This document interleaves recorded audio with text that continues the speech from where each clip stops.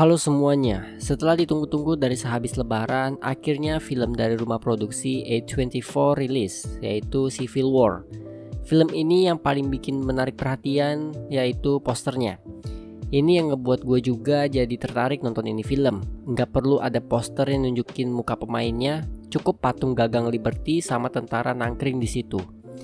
Civil War menceritakan sekumpulan jurnalis yang melakukan perjalanan ke Gedung Putih untuk mewawancarai presiden di tengah-tengah terjadinya perang saudara di Amerika.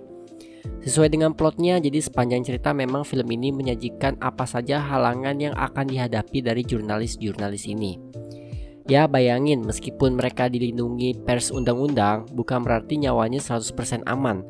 Terlebih lagi sedang terjadi perang saudara.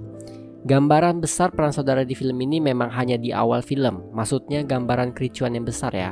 Karena saat melakukan perjalanan ke Washington DC, memang hanya dilihatin di lokasi kecil yang kena dampaknya. Meskipun begitu, ketegangan yang ada di film ini tidak menurun, malah nggak ada turunnya sama sekali setiap adegan perangnya.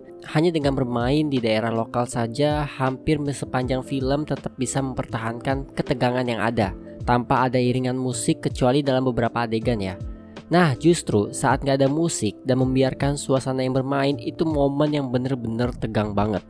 Sedangkan pas ada musik saat perang, definisi kengerian dan keindahan dari musik menjadi satu. Harus diakui scoring dari film ini enak didengar. Beberapa momen perang juga berhasil bikin gua kaget kayak nonton film horor. Malahan lebih kaget nonton film ini. Bunyi letusan senjata apinya itu benar-benar bikin kaget. Entah mungkin karena udah lebih sering nonton film horor di bioskop ya dibandingkan film perang sejenis ini.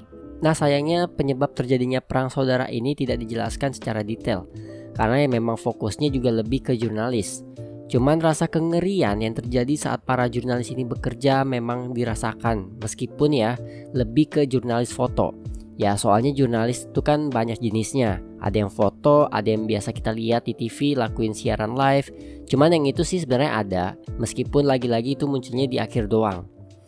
Untuk karakternya, film ini tidak ada backstory dari masing-masing karakter secara mendalam, tapi chemistry antara mereka kerasa, yang udah kerja bareng tahunan.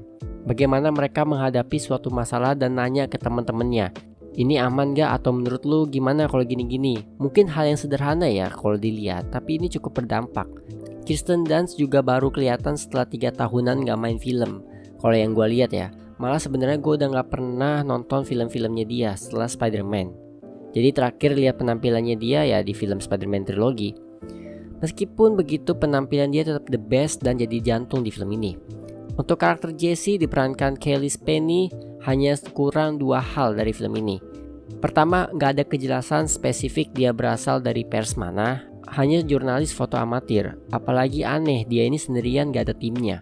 Kedua, titik balik kenapa dia jadi kuat mental dan barbar itu di mana? Soalnya pas dia ngambil foto di tengah peperangan itu barbar banget. Kebalikannya malah Silly ini yang jadi mentalnya menurun, tapi itu jelas alasannya apa ya.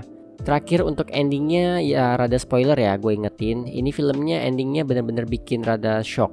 Ya karena kalau ending ini kayak disadarin kalau mereka jurnalis ini bakal ngejar momen gitu. Dan di saat itu terjadi, mereka gak akan peduli di depannya siapa yang mati, karena momen itu number one. Ini yang bikin gue sedih juga sih dari endingnya. Tapi di satu sisi lain, mereka memang harus ngejar momen. Yang awalnya Carter Lee terlihat tidak manusiawi atau gak pedulian lah ya, menjadi lebih baik orangnya.